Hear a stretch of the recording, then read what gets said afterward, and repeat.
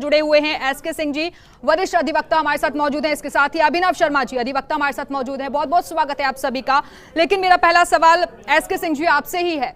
अब जो स्थितियां बनती हुई नजर आ रही हैं उसको देखकर क्या लगता है आपको? हरीश साल्वे जो कि कह रहे हैं कि वक्त चाहिए 22 तारीख तक का, क्या संभव नजर आ रहा है उनकी दलीलों को सुनने के बाद?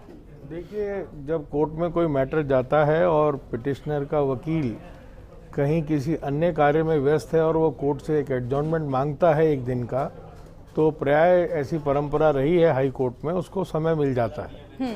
तो मेरे निजी अनुभव से मुझे ऐसा लगता है कि हरीश साल्वे जी को एक दिन का समय मिलेगा और अब जब कोर्ट वापस बैठेंगे तो कोर्ट परसों के लिए जो हरीश साल्वे ने मांगा है टाइम, तो उनको दिया जाए। सिंह जी, आपको नहीं लगता कि जानबूझकर इस मामले को लटकाने के लिए हाईकोर्ट में याचिका लगाई गई? क्योंकि अगर चाहते तो सीधे सीधे जवाब दे सकते थे, क्योंकि कारण ही तो पूछा था कि आप किस वजह से नहीं आए।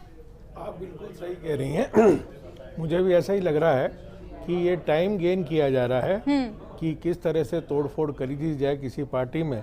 और मेरे तो एक चीज़ समझ में ही नहीं आ रही, मैं कई अपने मित्रों से चर्चा करता रहता हूँ कि ये दोनों ही पार्टियाँ हैं जो डेमोक्रेसी के लिए लेजिस्लेचर एक सबसे महत्वपूर्ण स्तंभ है।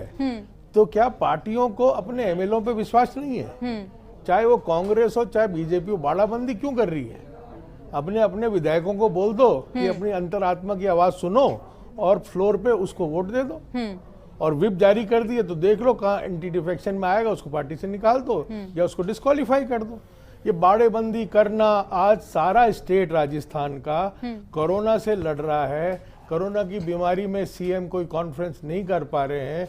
सरकार किस तरह से कार्रवाई कर रही है, क्या मॉनिटरिंग है, केस पे केस बढ़े जा रहे हैं।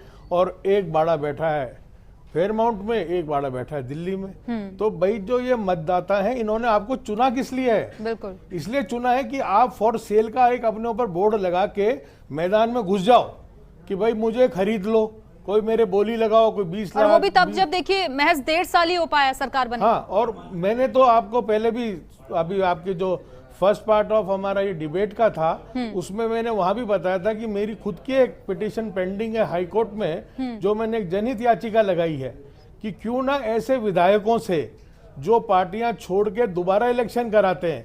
क्योंकि जैसे मेरे भाई ने बोला अभी कि जो पीपल रिप्रेजेंटेशन एक्ट है उसमें लिखा हुआ है कि दोबारा इलेक्शन कब होना चाहिए, या तो उसकी मृत्यु हो जाए या 5-7 कारक और लिखे हैं। तो मैं समझता हूँ जहां मृत्यु होने से इलेक्शन होता है वहां तो कोई बात नहीं है, पर यदि जो दूसरे कारक हैं जिसकी वजह से डिस्क्वालिफिकेशन हो रहे हैं, तो ऐसे एमएलए जो किसी भी कारण से पार्टी छोड़ते हैं और उनके दोबारा उसका इलेक्शन होता है, तो उसकी कॉस्ट ऑफ इलेक्शन इन नेताओं से लेनी चाहिए। मैंने रिसर्च किया, मध्य प्रदेश कर्नाटका में जो हुआ उसमें मैंने गूगल पे जाके जब देखा, हिंदुस्तान में इलेक्शन कमीशन को 27 से 35 करोड़ रुपया एक एमएलए के इलेक्शन पे खर्च करना होता है। जब इतना करोड़ों रुपया खर्च होता है तो ये करोड़ों रुपया आम जनता को देना पड़ता है। माचिस साबुन में जो हम लोग टैक्स दे रहे हैं वो टैक्स बढ़ता है, पेट्रोल डीजल पे टैक्स बढ़ता है, और वो सारा रुपया इकट्ठा होके ऐसे नुमाइंदों को हम लोग चुनते हैं जो सिर्फ 1 साल तक ही एक पार्टी में जो सिर्फ अपना फायदा देखते हैं और जनता की उन्हें फिक्र नहीं रहती। बिल्कुल सही कह रहे हैं हरीश साल्वे जी। एक बार फिर से अध्यक्ष की मंशा पर ही सवाल खड़े कर रहे हैं। वो कह रहे हैं कि विधायकों का पक्ष जाने बिना ही उन्होंने तो मन बना लिया है कि उन्हें आगे क्या करना है। मैं सुन नहीं पाया, प्लीज थोड़ा। जी, हरीश साल्वे जी ने एक बार फिर से वही मंशा को लेकर सवाल उठाए हैं कि वो तो पहले से ही मन बना चुके हैं, नोटिस का जवाब देना दें, लेकिन उनके मन में क्या है वो पहले से सेट है। नहीं, ये तो उनको लिखित में एफिडेविट पेश करने पड़ेंगे ना साहब, उसके बाद ही मानेगा कोर्ट। अभी वो बहस के दौरान उन्होंने ये सब चीजें कही हैं। अभी तो साहब बहस में वो क्या क्या कह रहे हैं, अल्टीमेटली फाइनली जब वो कंक्लूड करेंगे उस पर निर्णय तय होगा कोर्ट से।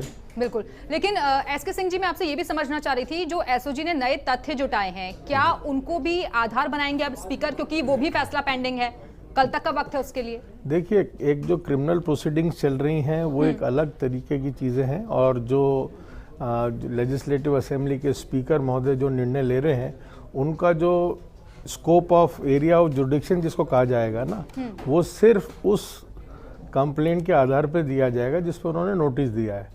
उसके आगे वो आगे नहीं बढ़ सकते कि आगे उनको क्या करना है क्या नहीं करना है। वो एक क्रिमिनल एक्टिविटी हुई है जिस पे कॉग्निजेंस स्टेट ले रहा है, स्टेट माने सरकार लेती है, और इसमें कोई दखल स्पीकर महोदय का नहीं होता है। बिल्कुल।